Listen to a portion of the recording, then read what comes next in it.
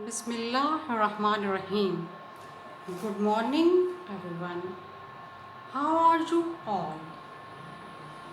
Hope you are quite well, physically and mentally. This is Mrs. Hafsa Afar, Senior Teacher, Pakistan Studies, Divisional Public School Teacher. عزیز طلباء و طالبات، جیسا کہ آپ جانتے ہیں کہ کرونا وائرس وبا کی وجہ سے اسکولوں کو چھٹیوں کے باعث طلباء کو گھر بیٹھے تعلیم دینے کے لیے ڈویژنل پبلک اسکول چیچا وطنی کی جانب سے آن لائن لیکچرز کا سلسلہ شروع کیا گیا ہے، جس کا مقصد تمام طلباء کو گھر بیٹھے سیکھنے کے تمام تر مواقع فراہم کرنا ہے۔ جیسا کہ آپ جانتے ہیں کہ ہم کلاس نہم کے مطالعہ پاکستان کے ایک باب کو ختم کر چکے ہیں۔ آج اسی سلسلے کو آگے بڑھاتے ہوئے مطالعہ پاکستان جماعت نہم کے باب دوم کے لیکچر شروع کر رہے ہیں۔ اس کے ساتھ ہی ہم مطالعہ پاکستان کا باقاعدہ آغاز کرتے ہیں۔ باب دوم، پاکستان کا قیام۔ جی تو عزیز طالبات، آج کے سبق کا باقاعدہ آغاز کرتے ہیں۔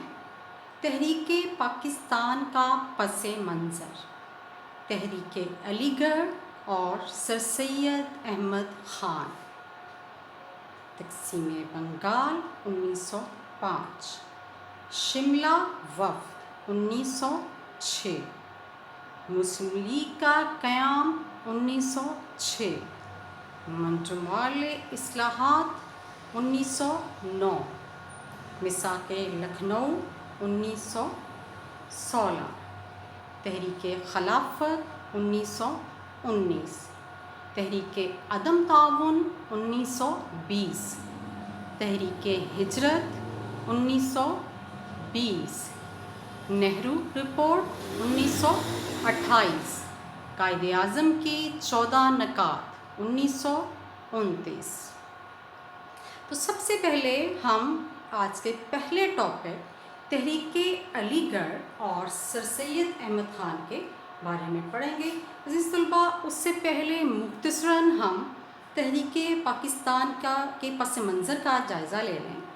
براعظم جنوبی ایشیا میں مسلمانوں کی آمد 712 میں محمد بن قاسم کی فتح سندھ سے شروع ہوئی۔ مغل بادشاہ اورنگزیب عالمگیر کی وفات 1707 کے بعد مسلم حکومت میں زوال کے آثار نمودار ہوئے، لیکن اس کے چند ہی سال بعد حضرت شاہ ولی اللہ رحمۃ اللہ علیہ کی شکل میں ایک مصلح اور مجدد منظر پر آ جانے سے برِ صغیر میں اسلام کی احیاء اور مسلمانوں کے استقلال کی پرزور تحریک کا آغاز ہوا۔ سیاسی سطح پر انگریزوں نے تجارتی ایسٹ انڈیا کمپنی کے نام پر اپنا اثر و رسوخ خوب بڑھایا۔ 1757 میں بنگال کے نواب سراج الدولہ نے انگریزوں کا راستہ روکنا چاہا، لیکن وہ اپنوں کی سازش کی وجہ سے جنگ پلاسی میں شہید ہو گئے۔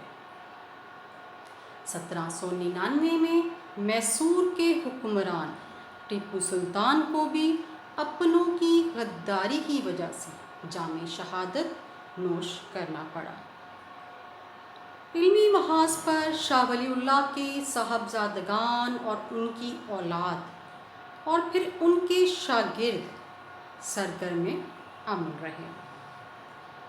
ان کے زیر اثر تحریک مجاہدین شروع ہوئی، جس کے امیر سید احمد شہید بریلوی تھے۔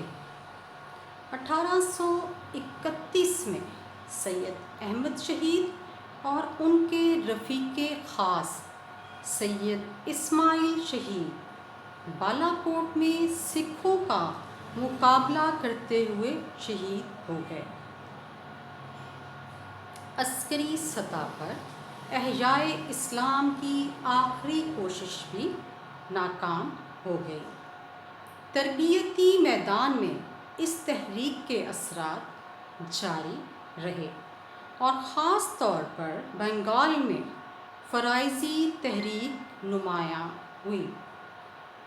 فرائضی تحریک کا بنیادی مقصد مسلمانوں کو فرائض کی ادائیگی اور دعوت و تبلیغ دینا تھا۔ 1857 کی جنگ آزادی بھی مسلمانوں کے سیاسی احیاء اور استقلال کی ایک کوشش تھی۔ سبق کا باقاعدہ آغاز کرنے سے پہلے ہم وہ تدریسی مقاصد پڑھتے ہیں جو کہ اس سبق میں، اس کو پڑھنے کے بعد، اس کے مطالعے کے بعد طلباء اس قابل ہو جائیں گے کہ وہ تحریک پاکستان کی تاریخی واقعات مختصراً بیان کر سکیں۔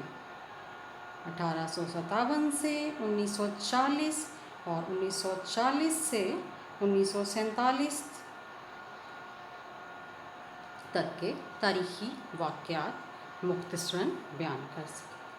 قائد اعظم رحمۃ اللہ علیہ کی سیاسی اور آئینی کوششوں کے حوالے سے قیام پاکستان میں ان کے کردار پر بحث کر سکیں۔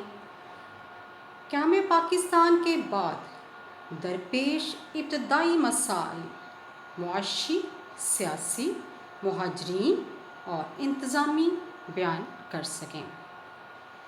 گورنر جنرل کی حیثیت سے قائد اعظم محمد علی جناح رحمۃ اللہ علیہ کے کردار اور کارناموں پر بحث کر سکیں۔ وزیر اعظم کی حیثیت سے لیاقت علی خان کے کردار اور کارناموں کی خاص طور پر قرارداد مقاصد 1949 کے حوالے سے نشاندہی کر سکیں۔ 1956 کے آئین کے نمایاں پہلوؤں کی نشاندہی کر سکیں۔ 1958 کے مارشل لاء کی وجوہات کی وضاحت کر سکیں۔ 1962 کے آئین کے نمایاں خد و خال کی نشاندہی کر سکیں۔ 1956 کے صدارتی انتخابات اور ان کے سیاست پر اثرات پر بحث کر سکیں۔ 1965 کی جنگ کے دوران پاکستانی عوام اور افواج پاکستان کے جذبے کو سمجھ سکیں۔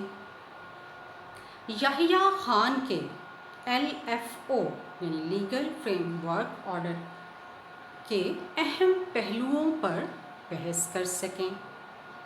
1970 کے انتخابات اور ان کے اثرات کا جائزہ لے سکیں۔ مشرقی پاکستان کی علیحدگی کے اسباب پر بحث کر سکیں۔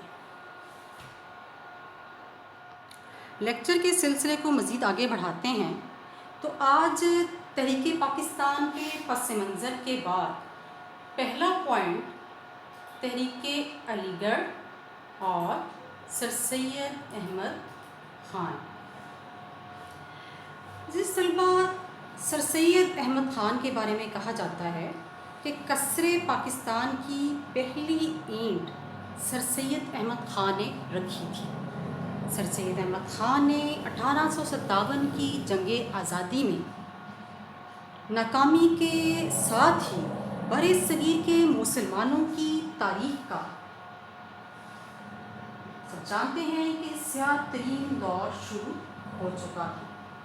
تو سر سید احمد خان نے مسلمان اس وقت بحیثیت قوم انگریزوں کی نفرت اور انتقامی کارروائیوں کا نشانہ بننے لگے، تو سر سید احمد خان نے تحریک علی گڑھ کے ذریعے قوم کی رہنمائی کا بیڑا اٹھایا۔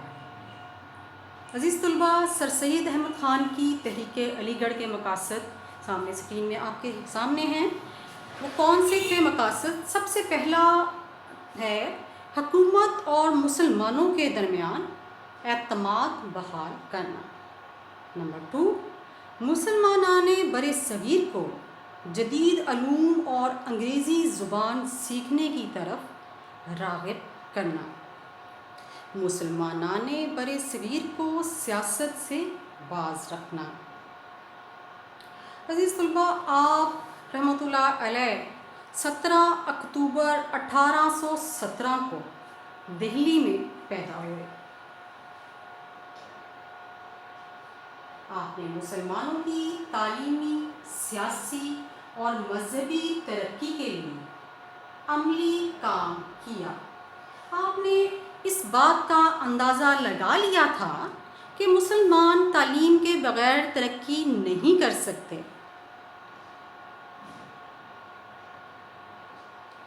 1859 میں 1859 میں آپ نے مراد آباد میں ایک اسکول قائم کیا۔ 1863 میں آپ نے غازی پور میں سائنٹیفک سوسائٹی کی بنیاد رکھی۔ آپ نے 1875 میں علی گڑھ میں جو اسکول قائم کیا وہ 1877 میں کالج اور 1920 میں یونیورسٹی بن گئی۔ 20ویں صدی کے شروع میں مسلمانوں کا پڑھا لکھا طبقہ اسی تعلیمی ادارے کا تعلیم یافتہ تھا۔ رسالہ اسباب بغاوت ہند بھی سر سید احمد خان کی ایک اہم سیاسی خدمت تھی۔ عزیز طلباء، اس رسالے میں آپ نے 1857 کی جنگ آزادی کے حقیقی اسباب کی پس پردہ جو واقعات تھے، جو حقائق تھے، جو حقیقی کہانی تھی، وہ انگریزوں کو بتائی، انگریزوں کو اس سے آگاہ کیا۔ جنگ آزادی کے بعد سر سید احمد خان کی حیثیت ایک سیاسی مسیحا سے کم نہ تھی۔ مسلمانان بر صغیر کے وجود کو قائم رکھنے کے لیے آپ آگے بڑھے اور انگریزوں کی غلط فہمی دور کرنے کی کوشش کی۔ عزیز طلباء، سر سید احمد خان سیاسی طور پر مسلمانوں کو کمزور سمجھتے تھے۔ آپ نے 1885 میں قائم ہونے والی انڈین نیشنل کانگریس میں مسلمانوں کو شامل ہونے سے روک دیا۔ انہوں نے انہیں واضح کیا کہ اسٹے اوے فرام پالیٹکس۔ انہوں نے مسلمانوں کو تعلیم کی طرف توجہ دینے کے لیے کہا تاکہ مسلمان پہلے تعلیم حاصل کریں اور پھر سیاست میں حصہ لیں۔ سر سید احمد خان کے کارنامے ان کی زندگی تک محدود نہ تھے، بلکہ انہوں نے ایسی تحریک شروع کی جس نے ان کی وفات کے بعد بھی قومی خدمات کا کام جاری رکھا۔ سر سید احمد خان نے تحریک علی گڑھ کے ذریعے مسلمانوں کو ایک لڑی میں پرو دیا، جس سے مسلمانوں کے جداگانہ تشخص کو تشکیل ہوئی۔